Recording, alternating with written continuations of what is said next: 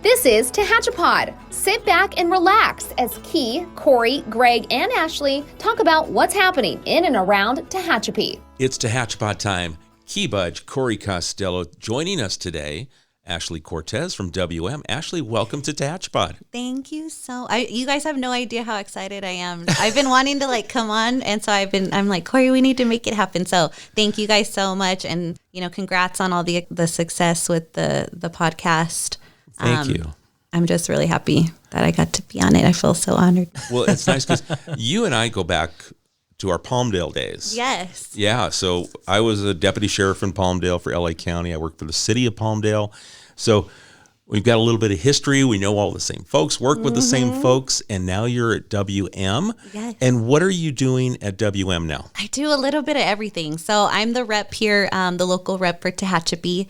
So I kind of get to do a little bit of outreach stuff, community involvement, contract stuff, working really closely with the city staff on, our contract and making sure we're upholding all our obligations and just working together with the state, with the city. And so we kind of just work collectively to ensure we're keeping with compliance and doing what we're supposed to be doing. Yeah, and that's the biggest important part for me. And this is a service that WM makes all of our lives easier. The state compliance, we'll get to more probably later in the show about some specifics, but I mean, there's a new waste regulations bill probably annually on the state legislative floor, and it all trickles down to us because we talked about this in the past. There's a one-size-fits-all mentality for the state of California, and because it makes sense that recycling goal may make sense in Los Angeles or San Francisco, it's passed, and then that sets the policy, and then the smaller cities like us and on down the road, we have to all figure out how to make it work. And sometimes it's costly and it's a lot of paperwork and it's a lot of time. And so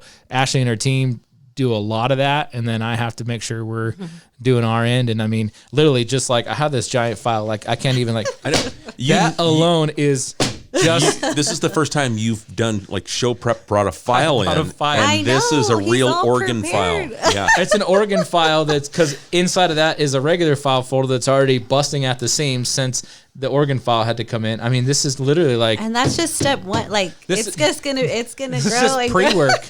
Yeah, exactly. It grows and grows and grows. And so, obviously it's great having the network of WM across the country, but just to have the local expertise is so helpful for us because it's a lot. It's not just picking up the trash and taking it to the landfill anymore, which it used to be many years ago. Right. When the city started mandatory trash service, it's changed drastically from what it used to be. And reporting now. Yeah, there's just so much you have to keep track of, and so different programs, every little thing you're doing, you want to make sure you have that all tracked, ready to go. I remember living back in the city of Palmdale, and we had multiple bins. Mm-hmm. And then moving up here, it was completely different in Kern County. We moved here 20 years ago. I guess the state came in and said, hey, this is how we shall do things from this point forward. Yeah. So I was used to I had the regular trash bin, and then I had a recycle. It was a little bucket, kind of what it was way back 25 years ago. And then there was another green bin. Yeah. So I was used to it, and then it would come on different days. Because I don't live here in the city of Tehachapi. I'm still out in the country. Yeah. What do we have in place now? What are we looking at that will be kind of rolling our way? So we're currently a 2-cart system, which basically means we have our mixed waste, which is your black can for the most part. It's your trash. And then we have the blue bin, which is our mixed recyclables, your cardboard, your Amazon boxes, your bottles, cans, that sort of thing. Even that just came online in 2017. I think I just started working here when we finally got, I think it was WM's first thing to do with the city was, hey, we need to get you in compliance with just curbside recycling. And they did that. So that was the first one. So we're at 2 right now. So what you're saying is this wasn't something the city decided we needed to do to become compliant. We're following state regulations. Yeah, well, I mean, as many as people think, I just want to sit in my office and go, how can I make people's lives more difficult? Let's think about this. No, this literally was and the blue recycling one. I say blue, that's the color of the cart. They've been around for several years. We just hadn't done it yet. So, and the state starts to pressure you after a while, and then they can fine you if they really want to. yeah, that was a state mandated thing. And most people were fairly happy to do that when it made a lot of sense. They might have been recycling on their own. But again, as we bought more and more stuff online, those boxes became an issue. And now it's like, okay, at least we have a place to put them. They get recycled properly. What we're working on, what the state's working on, what the state technically we should have in place now, and we've really worked to, due to COVID, due to a million other things, we've been able to work with the state to kind of extend our deadline. A few other state legislative bills came through to extend it as well. But it's that third can. It's a green bin, for the lack of a better term. Now, you mentioned in Palmdale, or even when I lived in Bakersfield many moons ago, we had 3, but the third was mostly just yard waste. You know, you mow your lawn, you empty the hopper in there, you trim your trees, you throw the branches in there. So that can still sort of happen, but the third one really is intended for any kind of organic material, your yard waste, or they really want to push the food waste, anything that could potentially create methane gas in the landfill, which then goes into the environment. So that's the push, is this third can for any kind of organic materials. And we can go over what you'd be surprised what actually goes in organics that doesn't go in recycling, right? Yeah, no, and some like overlap now, like with the food soiled paper is considered organics. Yeah. So, those napkins or paper towels you're using in your kitchens would go into now your yard waste container. So pizza box. Yes. So now the pizza box, that was like a big thing with recycling. We did a whole campaign where it was like, no, don't put those dirty. Do not put your pizza box in the recycling. But now it'll have, if it's clean, sometimes you get lucky, you don't have a lot of grease or cheese on the box, you can recycle it if it's, pretty clean. Now, if it does have those food remnants on it, it can go in the organics bin. So if you have like a cereal box, because the cereal is usually like in a plastic bag, that hasn't been contaminated, if you will, with food. Right. So that could go, that's still the box recyclable. goes and recycle. Okay. Yeah. It's just any food soiled paper products. So those paper plates, like those uncoated, I call them the flimsier ones, but those you get like 4,000 for like $2 at Walmart. Those, okay. And you put one thing on them and it greases right through. Okay, those bad boys. Go with the organics. And so, like I said, napkins, food soiled paper towels, anything like that would go in with all your food scraps, your eggshells, your banana peels, your meats, your rice, like any leftovers would all go in with the yard waste. Wow. Yeah.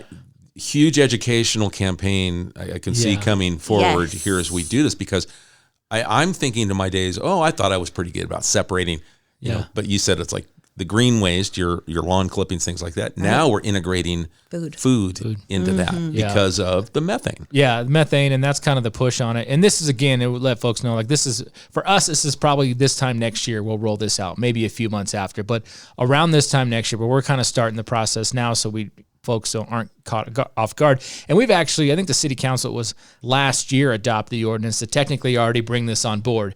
We just physically haven't done it yet because of a lot of different factors, including some economic things, some just logistical deals with waste management, like looking at a lot of different things. So technically this is already on the books as part of our city ordinances.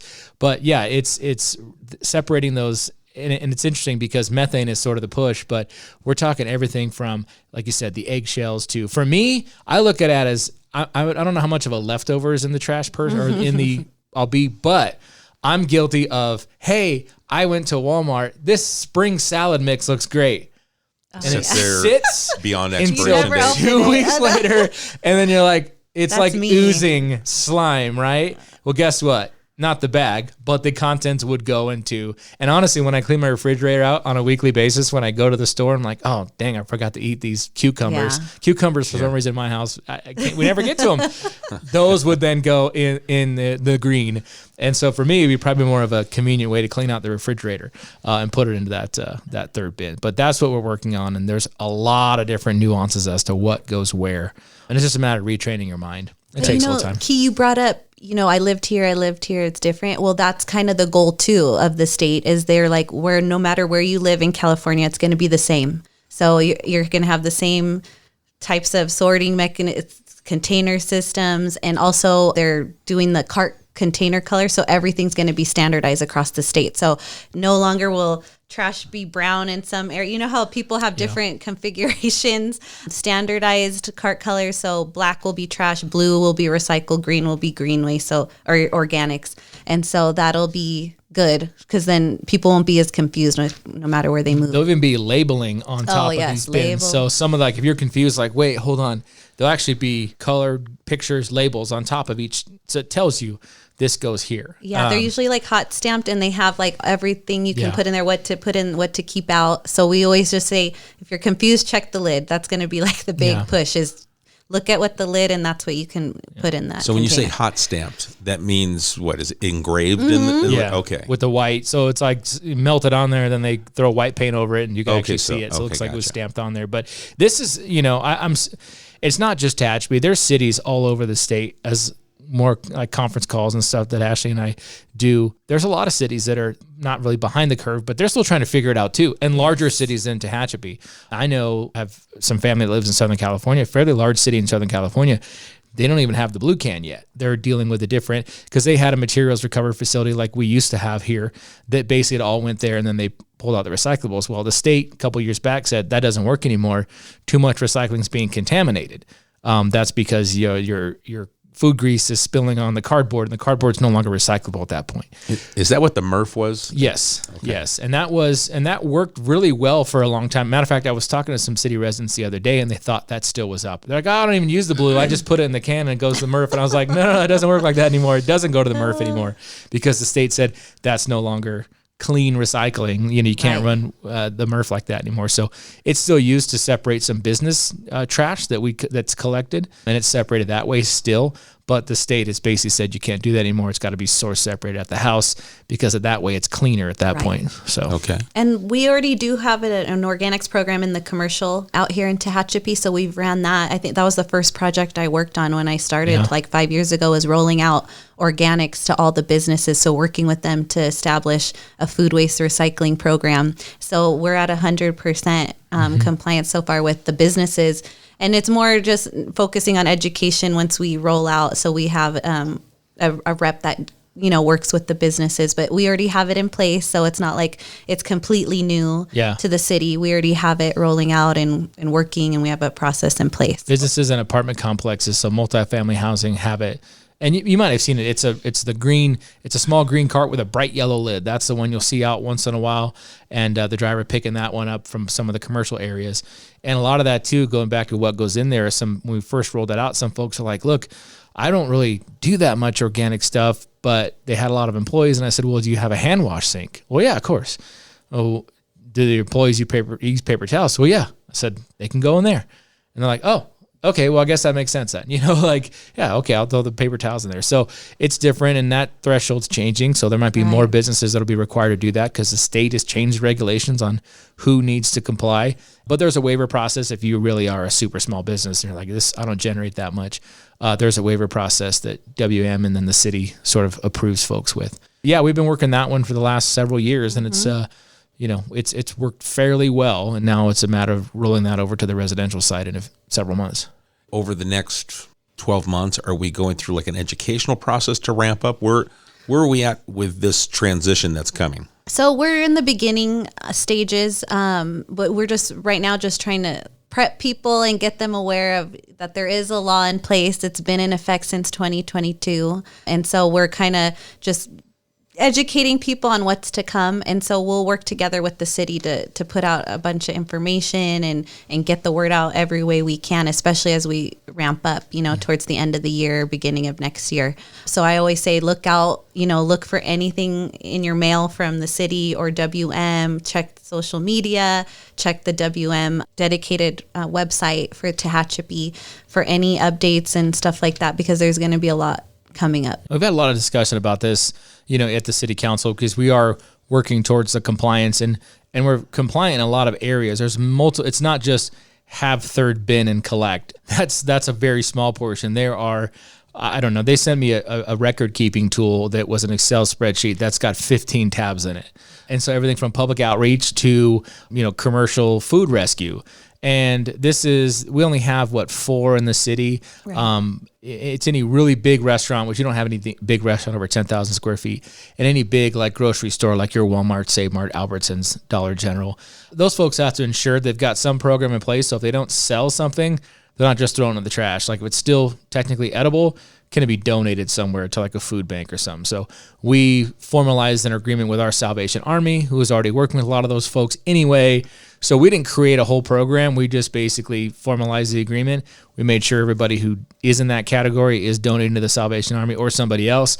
And so we're good there. So that's one little piece of it all. So there's a lot more, moving parts to this this compliance. But we're actually, I think, well ahead of a lot of other cities that are larger. And I get it. The council talked about it a lot. And I think even Mayor Davies at the time didn't like it, voted against it. Understandable.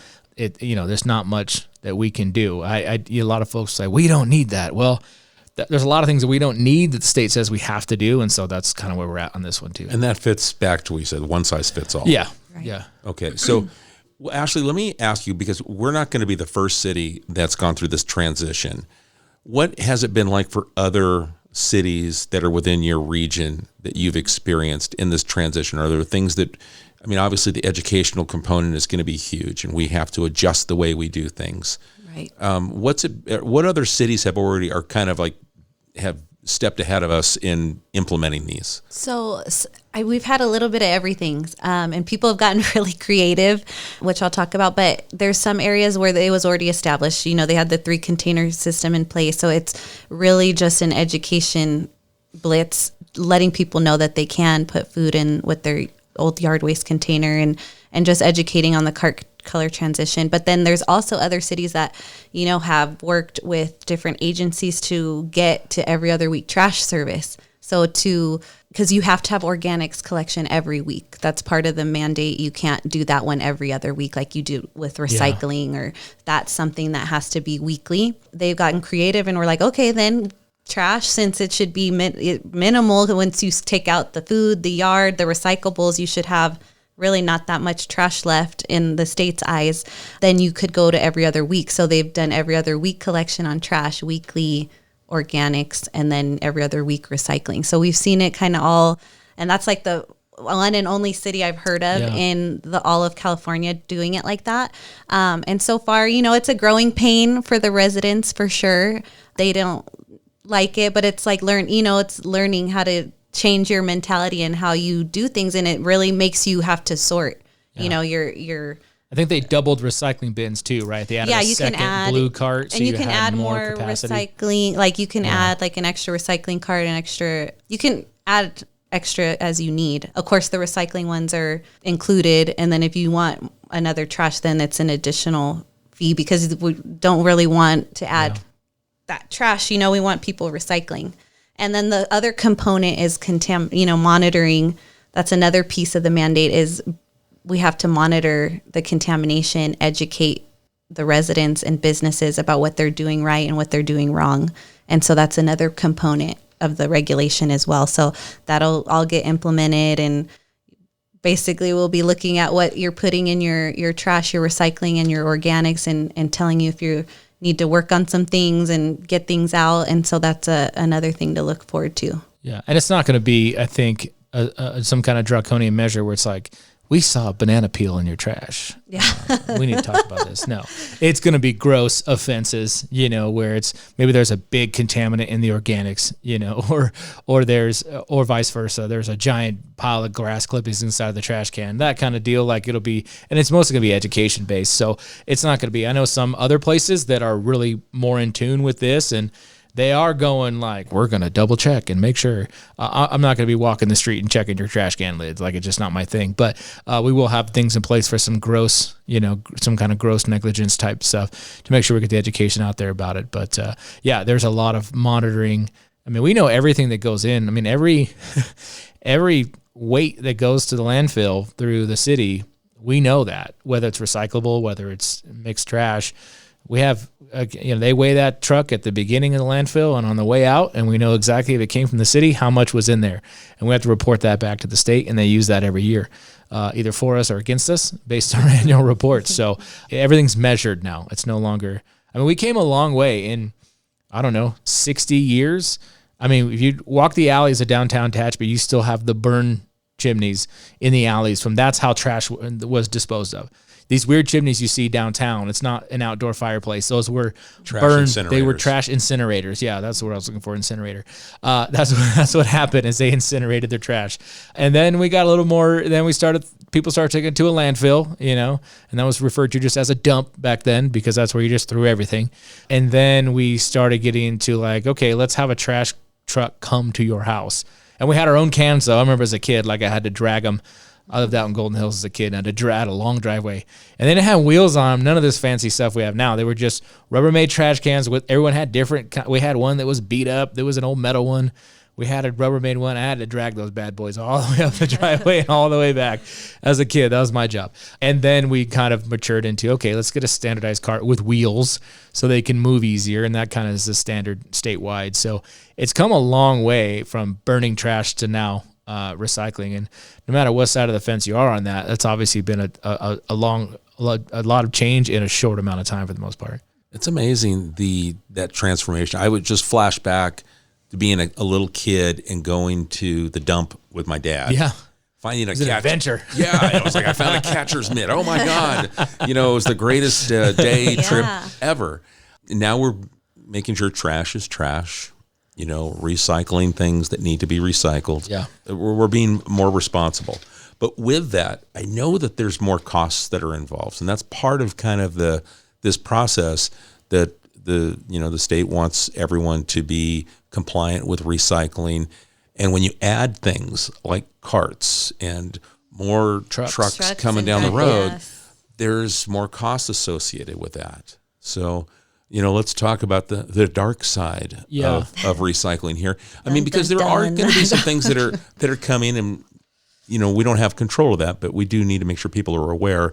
We might not have exact costs, but yeah, I think we did a ballpark study a few years back, and it came out that it was going to be another, I don't know, it was like a 60%, and you see that number, you're like, wow, that's huge, and it was a big number, but our rates are relatively low right now in the city, so it ended up being. It was like $10 a month, which is real dollars. Now, that was our initial assessment. At that time, we were kind of in the midst of COVID, or maybe right before. And the reason why we sort of punted this is I kind of told Cal Recycle in their own regulations, it said an act of God can kind of prevent you from doing. I said, well, this is a pandemic. It's act of God as far as I'm concerned. I don't think we should be saddling people with additional debt when we had a lot of uncertainty in the market at the time. So that was one of the reasons. And then, but since then, some things have come up. There's some different options. We talked about really the thing that we're looking at is there an alternative for like the seniors? Someone who's not generating a lot, maybe lives alone, still needs to technically comply, but is there a way to comply without adding a ton of cost to their bill? And so we're looking at maybe different sized organics containers potentially for the seniors. So they'll have a smaller one. It's going to cost a little less. So looking at those sorts of things, like Ashley said, there's other cities doing some really extreme things to try to cut costs. I know that was, the city in Ridgecrest, when they did this, they had a 40% increase to do the every other week trash and additional recycling, or 65 or something like that % increase to do just add the bin. And the folks actually, the residents actually decided we want the one that's cheaper and we'll work on the details. So yeah, there will be increase. I think we're still working on finalizing what that might look like. And we'll try to find the one that's, makes the most sense. And, but again, you've got to pay for a driver. You've got to pay for a cart. We've got some things out there in terms of grants we're hoping to get that might help offset those costs. Believe me, I'm working to get the most we can do to try to reduce that impact to the residents, because it's something that the state passed down, but we have to pay for. Okay. Right.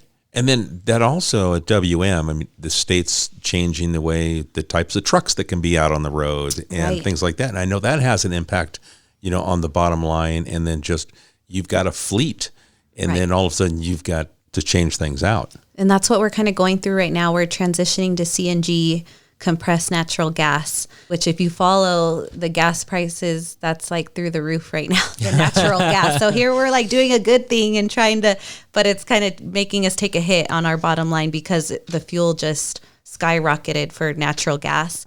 But that is coming. That's part of, the regulation too, is transitioning to all CNG fleet. And so we're getting ready to make some big improvements here locally in Tehachapi and have a CNG fueling station for our trucks. And so you'll start seeing that come to development this year, and it's really cool because they'll just kind of plug in overnight and they'll get fueled up. It's compressed, so it's not liquefied. It's a pretty neat process, and so that's going to be coming up here soon. We're doing a lot of improvements over at our yard right now. You'll see new paint, new landscaping, a lot of clean out, a lot of just really great improvements. So hopefully we can eventually go and take a tour out there, invite, do like some kind of chamber thing out there to invite the public and our local business community just to come see kind of what we've done out there. Yeah, it's super impressive. I think people will probably ask this question, and I've certainly given the answer they've asked me, but part of that facility, recently was trying to sort of streamline some of the operation. A lot of that was like the MRF, we talked about it. So that facility used to take, like, contractors could come and dump off certain materials. Well, the problem was the materials were just stacking up for too long, and it was piles of stuff. And so that part was ended. Those need to go and be sent to the landfill, where they're then recycled for the most part out there. So that part was closed. But also the buyback center. I know a lot of folks, when that was announced, were kind of taken aback by that. And my explanation was a lot of the fact that the recycling market has changed drastically. Yeah. 2-3 years ago, China used to be our biggest sort of customer for buying recycling. And frankly, a lot of companies took advantage of China and just sort of packaged trash up and threw a few aluminum cans on the outside and sent a bale over to them. And they were realizing they were not getting what they were paying for. And so they passed a policy that said, we're only going to import X amount every year from the United States. And that really hammered the recycling market. And so when WM made that decision to sort of close the buyback center, all that sort of factored in. Well, yeah, and you saw a lot of the recycling were closing. I mean, throughout Replanet was a chain. Like, it's just not sustainable anymore, just due to the pricing of recyclables and where we can take it. And so it was a hard decision. I know it's been around for a long time. We inherited it when we bought the building, and so we worked hard to look at the numbers, but it just wasn't working out to sustain that. So we closed that at the beginning of January, and now I know field recycling kind of can take all that buyback stuff for the CRV and everything. Yeah, and that's and then they have some other funding that they have coming in, state grants, that sort of thing. But that's the tricky part. So when the price of it's like any open commodity. So WM was basically taking that product in. They were giving back CRV, right? But then when they went to go on the open market to sell it, it wasn't worth CRV. And so there was a loss, and it's like any business. You can only operate a loss for so long. So I encourage people to, I mean, granted, I know some people use that to supplement their income, but the recycling service is available curbside in the city. You can, and I do that in my house. I don't have the time to take it to the recycling center for the buyback. And so, yes, I'm eating a nickel every time or whatever it is, on the CRV, but it's I put them in a separate bin and then just goes in the blue and it gets collected. But it's getting recycled, and it's really cool. We take everything up down to Sun Valley Recycling Park, and it's amazing. It's an amazing facility. I call it like the Willy Wonka chocolate factory of recycling, because there's just so many like conveyor belts, and we've incorporated so much artificial intelligence now, so that because we just don't have the labor to, it's hard finding people just like it is anywhere. So we've invested a lot in AI technology to where we can program our machines to sort for us. So it's like, okay, you want aluminum cans? Okay, it shoots it, the paper, everything's getting sorted through artificial intelligence. So I think we have to go out there to show you guys. I was just saying, now I want to go take a tour of that place. Yeah. Yeah, that's cool. Where everything's going. And I mean, there's still some hand sorters to picking out the big, contaminants, because we still have a pretty big 30% contamination, that goes there and has to get taken out and get landfilled. But there is some hand sorting going on, but we're moving more towards the programmed the technology based. And so we've set some hefty goals as a company to get to full, sorting like that, so that it's cleaner. It's, it's really amazing. That's why I was like, we got to go and show you guys. Yeah, I'm curious. Is that like a visual thing? I wonder. Is the robot, for lack of a better term, or camera, are they trained by vision, or is it I don't know. Yeah, it's like infrared stuff. Oh, okay, and all gotcha. Yeah, it has a lot of cool we're space getting more recycling. of those. It's getting more modernized, and so I know like I said, we invested a lot in that technology, and so they've been implementing that where we take, when it goes to the curb, it's getting recycled. And what's really cool is like the plastic bottles, they're actually being we have a partnership with Reprieve. and it's a place that makes clothing. Well, the plastic bottles get, shredded down into fine and melted particles, and it makes threading, and that's what our drivers' shirts are made of the plastic bottles that are put in the curbside program. That's wild. Yeah, it's pretty cool. And on that point too is the fact that, and this is one of the advantages of our partnership with WM.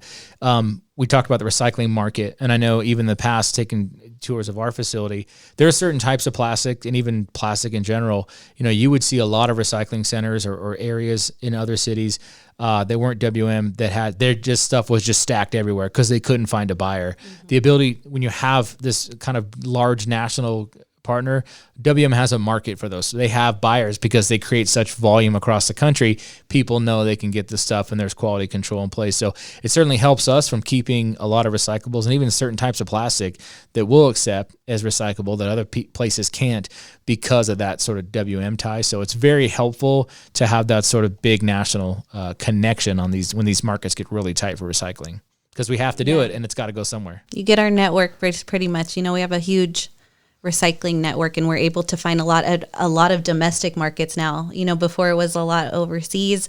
Now, majority, if not all, is all staying within the United States. Wow. Yeah. That's amazing. A lot to it. There's a lot to it. That's why I'm like, we could have a series on this. Well, we're looking into that too. Yeah. But I mean, that's part of that educational process, is because people just see what they throw in the can. But there's so much more. Once it's there, it has to get to an end result. Yeah. And then whether using AI or just even thinking back to the day of the MRF, where people threw this over here and threw it over here, things are changing, times are changing, and using technology, it's fascinating. Yeah. We're just talking about trash. Right. Right. But it's so much more than that. No, and it's getting put into carpet, roofing. I mean, all those recyclables when the COVID hit, the toilet paper shortage, we couldn't get enough cardboard quick enough to get, because that's what helped makes the toilet paper. And so we were like, we need the cardboard and everything, because all that gets, remade into all those items. So people don't realize how important it is.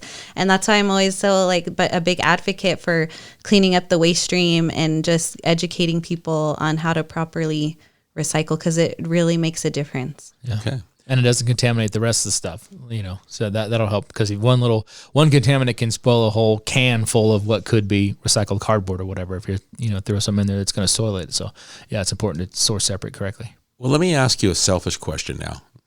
Okay. Out of the city, to our CSDs, our community service districts. For those of us that live out there in the sticks and we're in a CSD, we have transfer stations, and then WM comes and picks those up. And I know we've got our trash, large bins, and then we've got cardboard receiving area, and then there's green waste. But I've never taken food out to the green waste areas, because they're kind of open areas that get compacted, and they have a tractor come and grab it. Are all of these things that we're talking about, at some point we're going to be upgrading what we do out in the surrounding areas around the city? Right. There could be potential for that. There are waivers for smaller rural. Oh, okay. Yeah. So there's waivers through the state that I'm sure a lot of the CSDs applied for. I think Stallion Springs is one I work with, and they got approval on there. So there is waivers for those ones that are just, because it's so small, yes, and it's just spread out. Yes. So there's stuff like that, but they still have to. There's still parts of the regulation they have to follow as far as record keeping and stuff like that. They'll communicate with you if they decide to add anything. But like I said, I think for the most part, a lot applied for those low elevation, those that makes sense. I can just see yeah. putting my eggshells and things out with my branch clippings, and then the bears that I've got to deal with, because the bears are coming to eat all the food, organic waste that's been added to the. It'd be bad enough to deal with the raccoons, but then all of a sudden the bears and every other critter that's out there. Yeah. Okay, that was my selfish. That was my selfish moment right there. No, and there'll be some changes coming down, and that's the thing. This is, like I said, we're probably a year out or so, but this is kind of that first. And people have kind of discussed it a little bit. We brought it up in council meetings. We're working on a lot of things to comply. outside of just the third can. I mean, we're in pretty good shape. We're working on a lot of these things. I mean, it goes down to literally the regulations, and that's not in that big file I just dropped, but there's the regulation pages, another, I don't know, 60 some odd pages of regulations. I literally had to bind them because I would flip them through them so much. I'm like, I need to just bind them so I can flip them like a book instead of having them stapled in the corner. And those things include like purchasing, is our paper recyclable that we use at City Hall? I mean, can we throw that in and we do. We have it recycled, and most of it is sent. But is that actual paper we're buying recyclable? We're required to do that. We're required to procure certain things, as in we need to be using either recycled fuel. We need to be using some sort of biomass energy in our electricity. And our partners at Southern California Edison, the gas company, or SoCal Gas, they do have those. And so we kind of count that percentage towards our procurement total. We have to procure X amount of mulch or compost. We may be doing some compost giveaway events where we truck a big bunch of compost in, throw it in a lot, and say, have at it, folks. So we don't necessarily have to always buy, but we have to procure X amount of organic recycled things, whether it's fuel. I mean, some cities are literally building biodigesters at their wastewater treatment plants because they create that methane, they turn that into natural gas.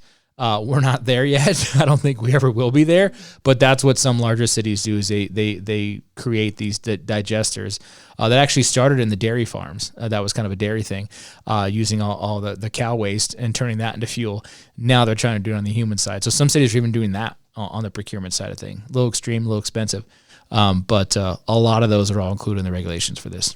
Wow. So it's a lot. It's the biggest bill. I think the most comprehensive, everything bill that has been passed. So it's a lot of work, but like we would just work together on knocking things out and it'll be good. Yeah. So when Key, to answer your question, so when you hear that like string of expletives coming from my office, right, most likely I'm in elbow deep in those regulations. Well, it's nice to see that, like, Ashley, you're a partner here, that we have this collaborative nature. The city is, I always look at the city of Tehachapi as being a very collaborative place. We're always looking to not reinvent the wheel, but, who else can take a ride on this wheel, who's doing something. And I see that you guys are sharing information back and forth all the time and making sure that we're in compliance, because we don't need a fine. We don't want that. We want to make sure that we are following the rules. 10,000 a day is the fine. If we were just to say, you know what, kick rocks, we don't want to do this. Right.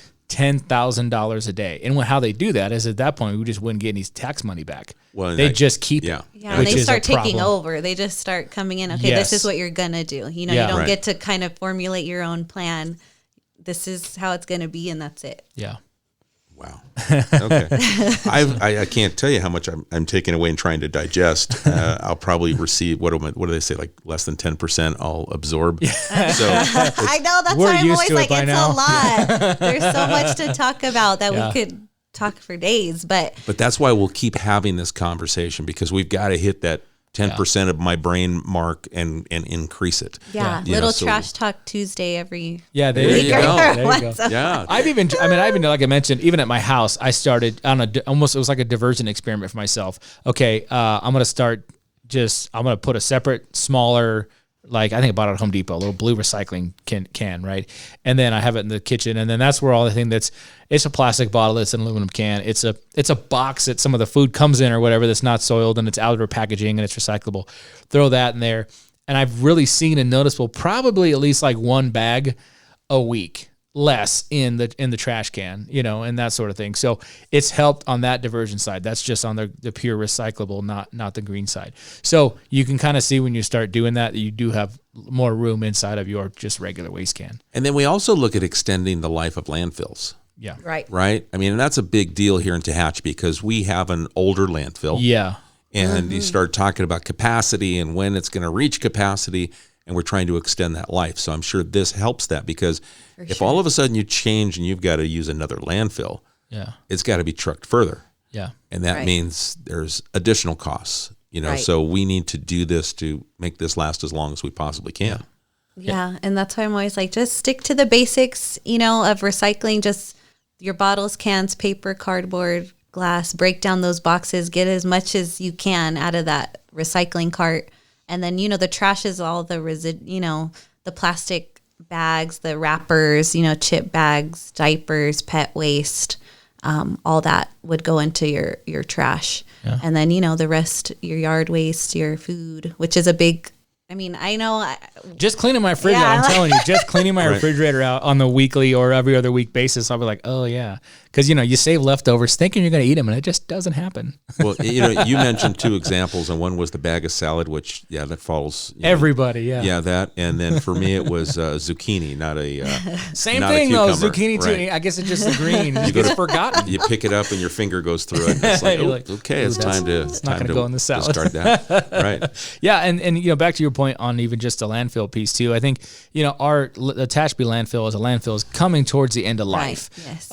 Now, what will happen is it'll just become a transfer station at that point. So it doesn't really change much for you, the user. You'll just go, and instead of it being kind of tractored over and buried, it'll then get scooped up and sent out, in a truck down to probably Bina or something that's a lot larger, it has a little more life. Okay. So, but hopefully maybe that in every few years they reevaluate and go, oh, there's a few more years left on this landfill and that sort of thing. So, knowing what the Tehachapi landfill has done since it was just an open lot right off the road, on Tehachapi Boulevard, you didn't have to drive in very far. It was like literally right off the road to where it's at now, and on the multiple layers of land and, fill that's gone. It's got a lot there, but I think there's ways we can extend it a little bit, and then, hopefully it'll be just a transfer station at that point. Okay. Right. So. Well, I want to talk about some of the things that WM's involved with in the community. But before I transition there, is there anything about what with the upcoming recycling, the things that are going to change that we didn't hit on, Ashley, that we need to share? No, I think we did good. I think that's, I've, like I said, my head's, I don't know what to say, it's pounding, but it's taken in a lot. Hopefully I'm able to absorb, and we'll have the discussion again. Yes. But let's talk about community events and things that WM does here in Tehachapi, because you guys have done a great job of, coming into the community and then also just saying yes. It's like, I know farmers markets coming up. Yes, and I know. Yeah, we're going to be a sponsor of that again. I always look forward to that one. But no, I think that's a big part of WM's mission is giving back to the communities we serve. And I know personally, coming from, city background myself, I'm all about community and being a part of the community and giving back. And so when you put those together, it's just, yes, that's why I was like, yes. But, we do a lot. We're great partners with the city.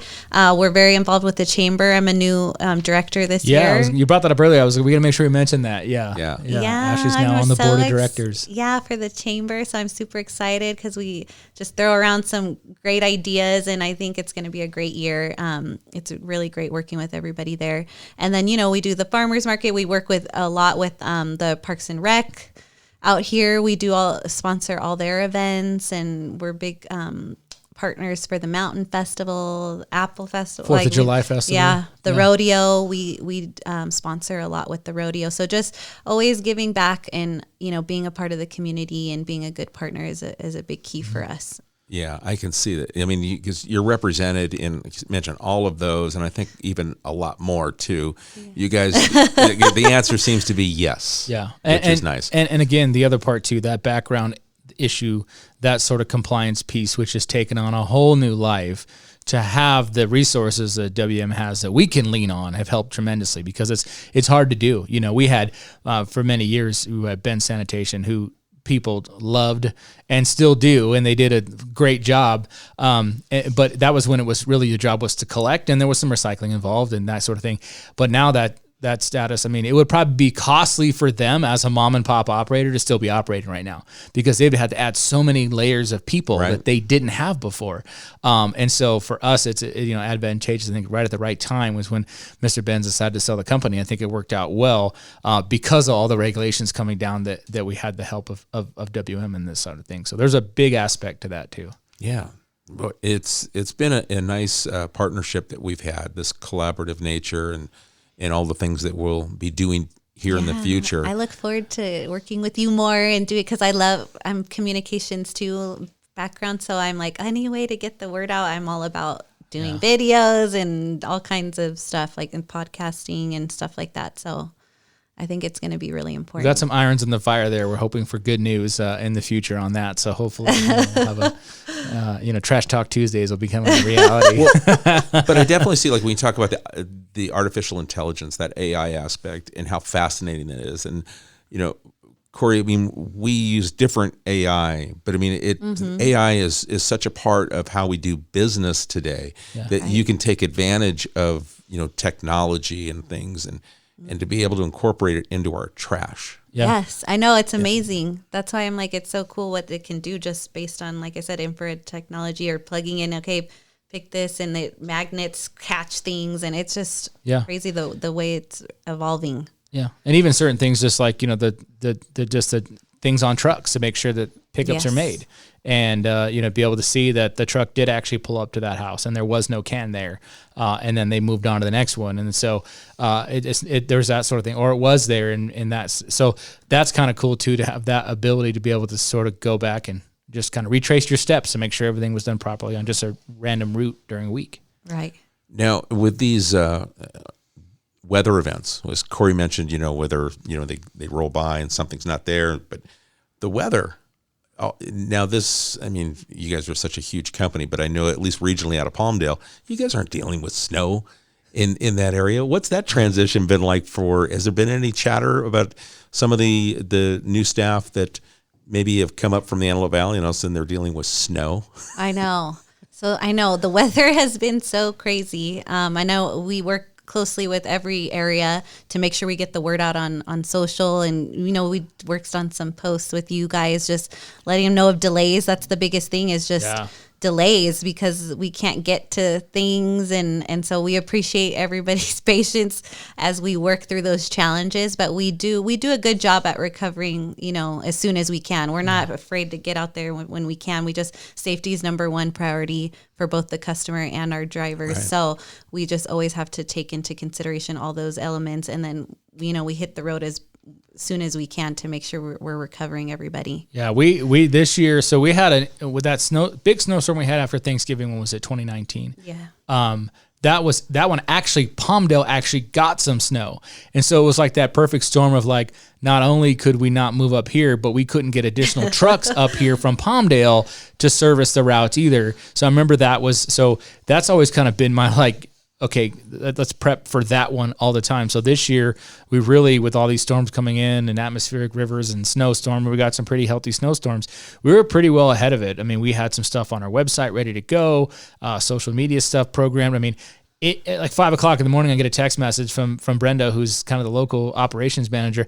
Hey, we're chaining trucks up now. We're planning to be a go, or this isn't going to work today. Like, we'll push it to tomorrow. And I know the one day that there wasn't service, it was done the next day, and everybody was caught up by Friday. So there was no long delays that stacked up, which was great. The crew this year did an amazing job battling the elements. And then when the landfill is closed, though, that's also another thing too. That happens once in a while. You can't take it anywhere. We don't want to just have them throw it at the MRF and wait for the landfill to open. So when the landfill closes, it is what it is at that point. And that's the county. That's the county, but that's where it all goes. Another entity. Yes. Yeah. So, and they actually do inform us now when landfill is going to be closed and that sort of thing. So a lot of stuff, this year, probably more than most because of the weather, that every morning it's like, are my kids going to school today? And is the trash going to run? Those are my biggest concerns during the weather events, because I had to figure those two things out to make sure we got communications out right away that, yes, we're a go. Because even that, too, people might assume, oh, it's snowing, they're not coming today. Well, the trucks are chained and they're out. So let people know, hey, get it out. We're coming, and so we had to do a lot of that this year, too. So a lot of communication on that front. Worked out really well. All right. Ashley, what have we not talked about? I know. There's so much we got. This is like the Cliff Notes version of everything.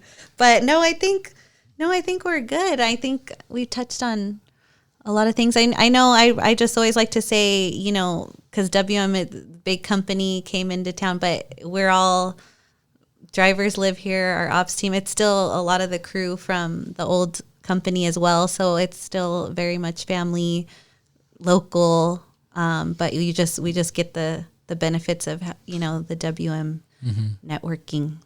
Yeah, and that's a big deal. That big support. Yeah, Yeah, and that's the branding. We've been trying to specifically do this because Ashley's a communications background. I've got communications and marketing. I'm big into branding. So the previous term was waste management. However, we went the entire podcast until Corey just said I want to explain it, though, to people why we're saying WM. That's the new branding. So waste management was what it used to be. Well, guess what? They're not managing a lot of waste anymore. It's more like recycling management. So they rebranded, last year, I think? Yes. When slowly transitioned, WM. Because it's not just waste now, because we do propane, we do septic, it's just more encompassing. Yeah. And so they're getting away from the waste management and making it more broad. Well, WM. that's the business model now. It's definitely different. Right. It's like it's like any other acronym that's ever invented. Most of the time, it goes away. Right. Like ESPN doesn't stand for anything anymore. Right. From when it first started. That's true. Eastern Sports Programming Network doesn't stand for that anymore. Right. It's just ESPN. So that's the same. Yeah, and that's how they want it WM. to be now. Okay. Yeah. Well, very good. All right. Now, what about you mentioned social medias and a dedicated page for Tehachapi. Do you have those to share? Oh, so our social media is all of Southern California. So it's just WM. Our Facebook is WM Southern California. They just created one for this area, but and then we have a dedicated Tehachapi website. It's kind of long, so if they just type in Tehachapi Residential Waste Management, it'll pop right up and they can see if they have any questions. Like I said, we're going through updates on it right now. So it'll have like the recycling calendar on there so they know what, week their recycling is. They have information on bulky pickups and recycling. So if you need resources, we have a really cool recycling dedicated website where people can print out. It's for businesses, schools, homes, everything. Labeling, flyers, stickers that you can print out and put up at your business or in your house, and a lot of cool school resources for the students and curriculums to incorporate. So it's a really encompassing site that I definitely recommend people check out. And Corey, if people have a problem or they got a question, where do we want to direct them? Yeah, so every once in a while, there's what happens a lot lately is a lot of the carts and stuff that were inherited by WM, like they're starting to fall apart now. And we kind of said, instead of just rolling out there and trying to replace everybody's cart, as lids fall off, as wheels break, as sometimes the cart actually will fall into a truck, believe it or not. Mm-hmm. And most people will call City Hall, which is totally appropriate. You can call our 822-2200 to get that claim. Or you can do it online yourself on our website on a request tracker, because it all goes to the same place. And then it's immediately, the great part is whether it is a missed pickup or is a broken lid and you want a new this or that, it automatically is, WM is informed when you fill that request tracker out. So whether you do it or we do it, it gets sent out, and then right away they respond and they'll pick up the phone, they'll call the customer, hey, we're going to replace that cart today, have it out on the curb for us, and we'll get you a new one. So go to our website. I think request tracker is so easy to use, and then you'll get follow-up emails that like, okay, and like I said, they're going to call you anyway. So those are the two best ways on those things, and request tracker is a really good tool. And even with our Text.my.gov as well, because you're going to get sent to the same form on request tracker to get that handled right away. And that's if you're not already opted into our texting, all you do is just text the word hi to 661-441-3844, 661-441-3844, text hi, H-I, and then you've opted into our platform. You can ask questions, so one-word question. So I'm sure we'll have to check our keywords. Make it's sure even if it's set up that way. Yeah, it's set up. WM or waste or trash. I think the words trash, waste, and this goes back to even like AI algorithms, right? We're into that again. So if you send a text to that number that says, my recycling pickup was missed, well, Recycling Automatic is going to send you to the form to report that missed pickup. Or my recycling cart is broken. Recycling again, cart, it's going to, words that ping, it's going to send you in the right direction. Okay, so, yeah. Pretty cool. Texting is a part of our day-to-day life now. So we added that a little over a year ago. We've got almost 2,000 people that have opted in to use it. So again, convenient. Yeah, it's technology once again. Yes, yeah. I know. All right. Covered a lot of ground. I think I say that every podcast is that we go. We covered a lot of ground today. Yes. So, Corey, do we hit all the? You've got a big thick folder there. Do we hit all the notes? Yeah, I think we pretty much did. Unless you want me to read through the regulations, which I think I'll spare everybody that. I think we're good. I know. We're good on that. Yeah. Some night can't fall asleep. Maybe we'll Right, read exactly. regulations. A little bedtime People are story. driving. We want to make sure they stay alert. That's yeah. right. Unless they've got a self-driving car. More AI. And then, Ashley, so we hit everything, you think? Yes. I Okay. think we're good. And you'll come back? Yes, for sure. All right, good. Now As we get more going on things and we can just keep, I think, reminding people of what's coming and what to expect. I think it really helps to kind of, we have this open conversation about these things that are coming. And then as they get closer and closer, we need to kind of hit it again. yes. Just revisit Constant this. reminder, Yeah.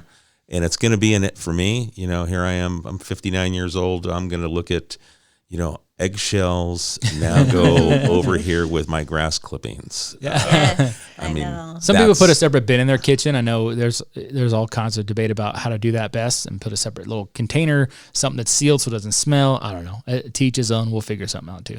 Yeah. Good Yeah, recommendation we'll for have folks. little tips. We were getting, wait to put them in the freezer or the fridge and wait till, right before your trash day to take the contents out. Or they say sprinkling some baking soda into it kind of mitigates the smells. And then, I try to wait when my husband does like the grass. So that way it's like mixed in, Oh yeah, like the grass smell's gonna overpower that. like, Yeah. kind of just doing point. stuff like that. And they start to break down. Yeah. You're already starting the composting Mm-hmm. process. Yes. All right. Okay. I'm in. I think the state told me I'm in, but I'm in. Right. I right. feel better about it. Yeah. I'm feeling, yeah, exactly. Well, Ashley Cortes, thank you for helping us out today. And I'm glad we were finally able to get this scheduled. Yes, me too. Thank you guys so much for having me. It's always a pleasure getting to talk with you guys. So anytime you want to talk about trash, then let me know. We'll have you back for I sure. like it. All right, Corey, anything in closing? We got it all, man. All right, we covered the bases. All right, folks, if you have any questions based on what we talked about today, maybe it's something for Ashley, something for Corey, or even me, send it to media@tehachapicityhall.com, and we'll make sure that it's addressed. If there's a new show idea or topic you'd like us to talk about, let us know, media@tehachapicityhall.com. Again, Ashley, Corey, thank you. All right, Thank you. All right, folks, we appreciate your time, and we'll catch you again soon right here on Tehachapod. Tehachapod is a conversation about Tehachapi, featuring the community members who make this such a special place to call home. If you have a question or a thought you'd like to share, email media@tehachapicityhall.com.